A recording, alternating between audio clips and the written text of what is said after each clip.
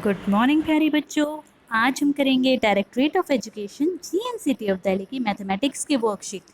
आज हमारी worksheet number है 69। आज डेट है 14 सितंबर 2021। तो कॉपी में हमेशा की तरह अपना नाम, अपने टीचर का नाम, वर्कशीट नंबर और डेट ज़रूर लिखेंगे सभी बच्चे। चलो स्टार्ट करते हैं आज की वर्कशीट। राहुल की दीदी ने एक कागज पर कुछ फूल और मधुमक्खियों के चित्र बनाए तथा उन सभी पर गुणा के सवाल लिख दिए। देखिए यहाँ भी गुणा के सवाल है, यहाँ भी गुणा के सवाल है। उन्होंने राहुल से बराबर उत्तर वाले फूलों और मधुमक्खियों को मिलान करने को कहा। आइए राहुल की मदद करते हैं। तो देखिए बेटा, यहाँ पे ऊपर मधुमक्खियाँ हैं और यहाँ पे एक गुणा का सवाल है और नीचे हमें यहाँ पे एक फूल दे रखा है जिसमें भी गुणा का सवाल है।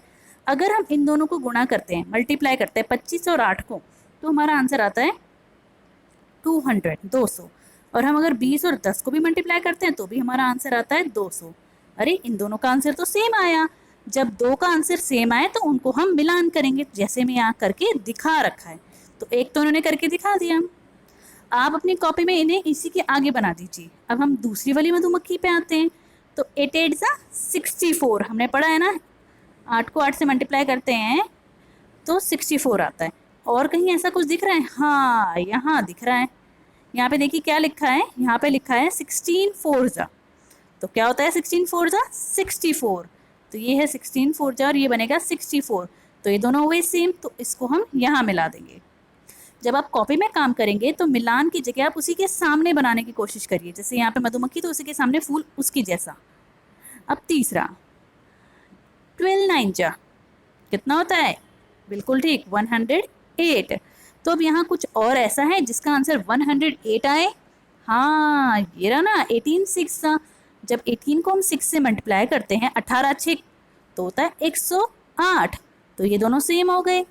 अब लास्ट हमारा बचा है ये रहा 8 9 जा। तो 8 9 जा होता है 72।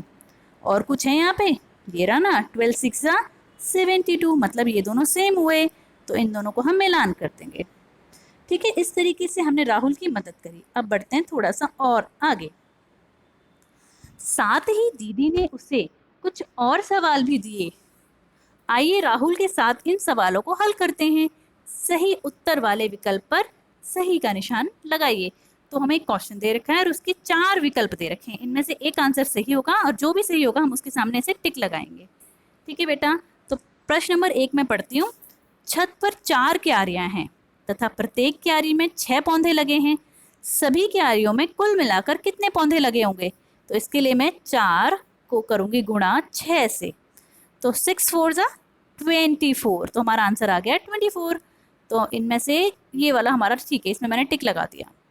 अब आते हैं अगले प्रश्न पर। इन पौधों को कीड़े से बचाने के लिए कुछ कीटनाशक दवाइयों के पैकेट मंगवाए गए। प्रत्येक पौधे के लिए 2 पैकेट दवाई डाली जाए तो दवाइयों के कितने पैकेट प्रयोग में होंगे? अभी हमने देखा कि पौधे कितने हैं टोटल, यहाँ पे 24। एक पौधे में 2 पैकेट डाल रहे हैं, तो कैसे करेंगे? यहाँ पे हम लिखेंगे 24, ठीक है, और यहाँ हम लिखेंगे 24 टोटल पौधे हैं। ठीक है, एक पौधे में कितने पैकेट हम दवाई डाल रहे हैं? 2 पैकेट। और इन दोनों को गुणा करेंगे।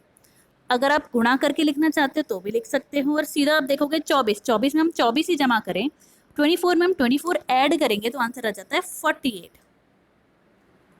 ठीक है, गुणा का मतलब भी रिपीटेटिव एडिशन होता है, मतलब बार बार जमा करना। अब अगले प्रश्न पे आते हैं। यदि कीटनाशक दवाइयों के एक पैकेट की कीमत 30 रुपये है तो सभी दवाइयों की पैकेट की कीमत कितनी होगी? हमने देखा कि कितने हमने पैकेट यूज़ किए थे। देखिए यहाँ पे लिखा हुआ है, हमने टोटल पैकेट किए हैं 48 यूज़, है ना। और एक पैकेट की कीमत 30 रुपये है, तो सभी पैकेट की कितनी होगी? तो हम 48 को मल्टीप्लाई करेंगे 30 से। मल्टीप्लाई करना तो सबको आता है ना, चलो करके देख लेते हैं। यहाँ पे मैंने 48 को अगर मैं 30 से मल्टीप्लाई करूँ तो 30 में 0 आता है, हम 0 को छोड़ देंगे, वो सबसे आसान होता है, 0 हमेशा छोड़ दो, सिर्फ 3 से मल्टीप्लाई कर दो। तो 3 8 जा 24, 3 4 जा 12, और ये 2 कैरी था तो ये हो गया 4। हमने एक 0 को छोड़ दिया था, उससे हम लगा देंगे लास्ट में। तो हमारा आंसर क्या हुआ? ये वाला। ठीक है बेटा, अब लास्ट क्वेश्चन, पौधों के फूलों की मालाएं बनाई जाती हैं। अगर एक माला 12 फूलों से बनती है तो 8 मालाएं कितने फूलों से बनेंगी? एक माला बनती है 12 से, तो 8 माला कितने की बनेंगी? तो हम कर देंगे गुणा। तो 12 का पहाड़ा सभी को आता होगा। जब 12 को हम 8 तक गिनेंगे तो हमारा आंसर आएगा 96। तो आंसर हो गया ये वाला। तो इस तरीके से हमने सारे प्रश्न हल कर लिए हैं। अब अंत में आता है आज का मैसेज। कोविड के विरुद्ध लड़ाई में सुरक्षित रहने के लिए मास्क पहने। तो सभी बच्चे ये वर्कशीट कॉपी में करेंगे और अपने टीचर के पास सेंड करेंगे। ओके बेटा, बाय बाय।